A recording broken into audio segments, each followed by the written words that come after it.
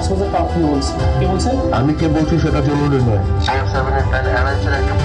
Shahjalal take off করেছে, Cox's Bazar land করবে, ফ্লাইটে একটা শক্তিশালী বোমা রয়েছে, যেটি যে কোনো মুহূর্তে বিস্ফোরিত হতে পারে। আপনি কে বলছেন? হ্যালো হ্যালো হ্যালো স্যার, একটা আননোন নাম্বার থেকে ফোন আসলো, বললো যে ব্লু ওয়েভ 7 প্ল্যানারে বম্ব আছে, যে কোনো সময় ব্লাস্ট হতে পারে। ঢাকা থেকে কক্সবাজার গামী ফ্লাইট ব্লু ওয়েভ 789 এই ফ্লাইটটাতে একটা বম্ব আছে, যে কোনো সময় ব্লাস্ট হতে পারে স্যার। স্যার আমরা এই কলের চেক করার চেষ্টা করছি স্যার। ফ্লাইটটি কত দূরে আছে এবং কতজন প্যাসেঞ্জার বা ক্রু আছে? স্যার ফ্লাইটটা এখন কক্সবাজার থেকে 50 নটিক্যাল মাইল দূরে আছে, এখানে 2জন ক্রু আছে এবং 8জন প্যাসেঞ্জার আছে স্যার। ভবিষ্যতের বিষয়টি ক্যাপ্টেনকে অবহিত করেন। যদি ল্যান্ড করতে চায় তাহলে ফায়ার ডিভাইসে আইসোলেটেড পার্কিংয়েতে পার্কিংয়ে আর ইমার্জেন্সি অ্যাকশন দিন। ওকে স্যার, আসসালামু আলাইকুম sir. Sir airport emergency plan অনুযায়ী অ্যাকশন নিতে বলুন। একসাথে কখন sir? Blue wave 789 Cox's Bazar tower, Cox's Bazar tower blue wave 789, blue wave 789 Cox's Bazar tower. An anonymous call, it is informed that there is a bomb inserted in the flight. Which is your intention? Roger. বিমানের ঠিক উত্তর পূর্ব পাশে আপনাদের মনোযোগ আকর্ষণ করছি। সম্মানিত উপস্থিতি, আপনারা দেখতে পাচ্ছেন ঢাকা থেকে ছেড়ে আসা এয়ারক্রাফটটি কক্সবাজার বিমানবন্দরে ইতোমধ্যে অবতরণ করেছে। Pilot in command captain Arefin আমাদের নিশ্চিত করেছেন যে এয়ারক্রাফটের ভেতরে বৈদ্যুতিক সংস্পর্শে এসে যাতে বিস্ফোরক দ্রব্যটি বিস্ফোরিত হতে না পারে, সেজন্য এয়ারক্রাফটের ভিতরে সকল বৈদ্যুতিক সংযোগ দ্রব্য আছে কিনা তা অনুসন্ধান করছেন। বোম ডিসপোজাল ইউনিটের সুইপিং টিম মূলত বিপজ্জনক। সম্মানিত সুধী, ইতোমধ্যেই কক্সবাজার বিমানবন্দরের নিজস্ব ফায়ার ইউনিট অত্যন্ত দ্রুততার সাথে ঘটনাস্থলে এসে পৌঁছেছেন এবং যে কোনো অগ্নি দুর্ঘটনা আপনারা দেখতে পাচ্ছেন যাত্রীদেরকে বিমান থেকে দ্রুত নামানো হচ্ছে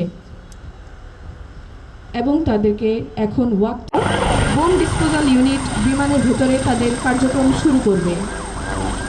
অ্যান্ড সিভিল ডিফেন্সের কক্সবাজার সদরের 7 জনের একটি টিম ঘটনাস্থলে এসে আপনারা দেখতে পাচ্ছেন বিমান হতে সম্মানিত যাত্রীদেরকে দ্রুত নামানো হচ্ছে।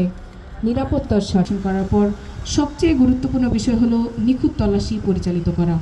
জরুরি পরিস্থিতিতে বিমানের সকল যাত্রীদের পুনঃ তল্লাশি করা হয় মূলত যাত্রীর সাথে। বিমানের চারপাশে সেনাবাহিনীর বোম ডিসপোজাল ইউনিট এবং র্যাবের ডগ স্কোয়াড টিম সতর্ক করে, যার ফলে লুকানো বা সন্দেহজনক বিস্ফোরক দ্রুত খুঁজে বের করা। মোহাম্মদ আশরাফুল ইসলামের নেতৃত্বে সেনাবাহিনীর বোম ডিসপোজাল ইউনিটের একটি চৌকুশ সুইপিং টিম সুইপিংয়ের মাধ্যমে বিমান এবং আশেপাশের এলাকাকে ঝুঁকিমুক্ত করার কার্যক্রম পরিচালনা করবেন।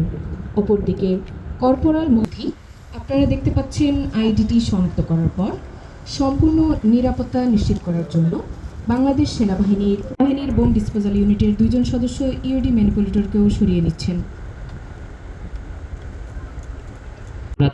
তাদের সজাগ উপস্থিতি লক্ষ্য করছি। অন্যদিকে দেশের সীমান্তবর্তী এবং অপরাধপ্রবণ প্রায় 1 কেজি পরিমাণ টিএনটি এক্সপ্লোসিভ সহ্য করার ক্ষমতা রাখে। সামরিক ব্যবহৃত দূর থেকে নিয়ন্ত্রিত এক ধরনের যান্ত্রিক বাহন, এই যন্ত্রটি ইউডি ম্যানিপুলেটর বিমানের দিকে নিয়ে যাওয়া হয়েছে।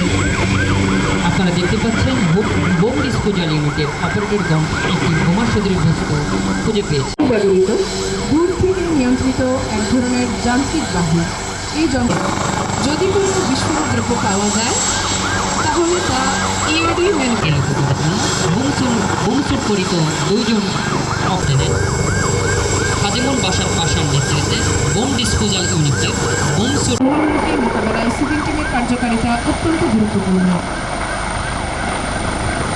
আমরা দেখতে পাচ্ছি তাদের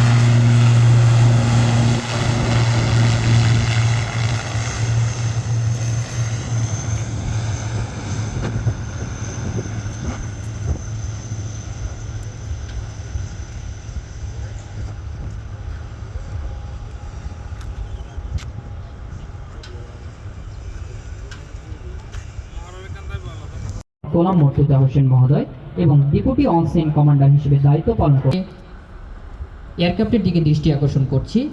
মেডিকেল টিম সম্মানিত আহত যাত্রীকে তল্লাশি করা হবে যাতে তার শরীরে কোনো প্রকার বিস্ফোরক দ্রব্য না থাকে।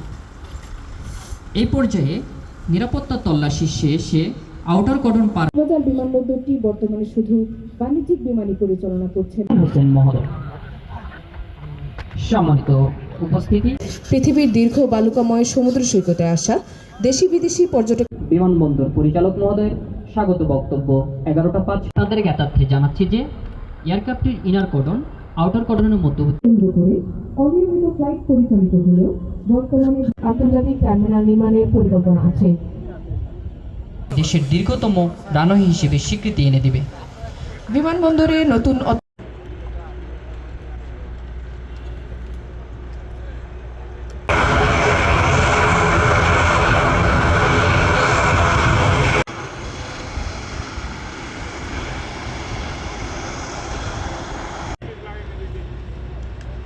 আগমনী হল লেখা আছে।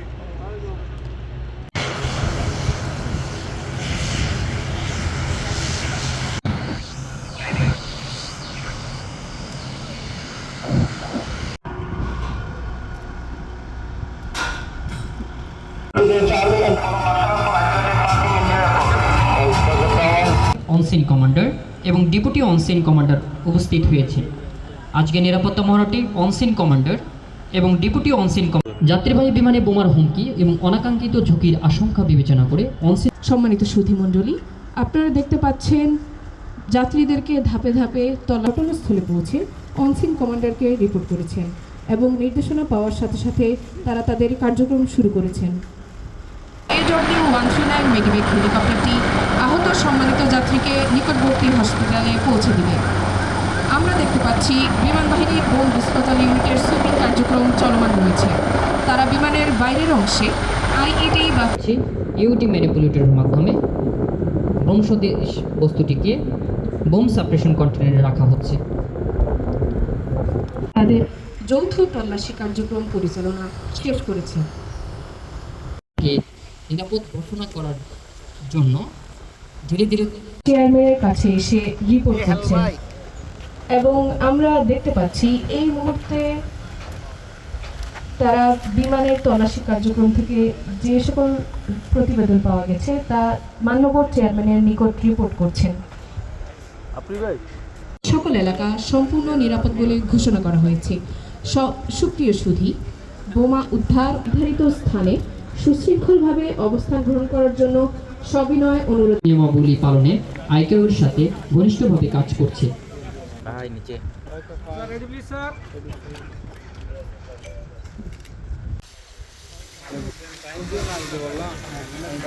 ধন্যবাদ।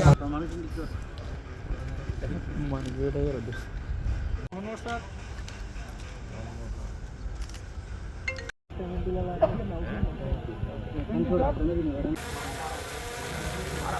Ready please sir.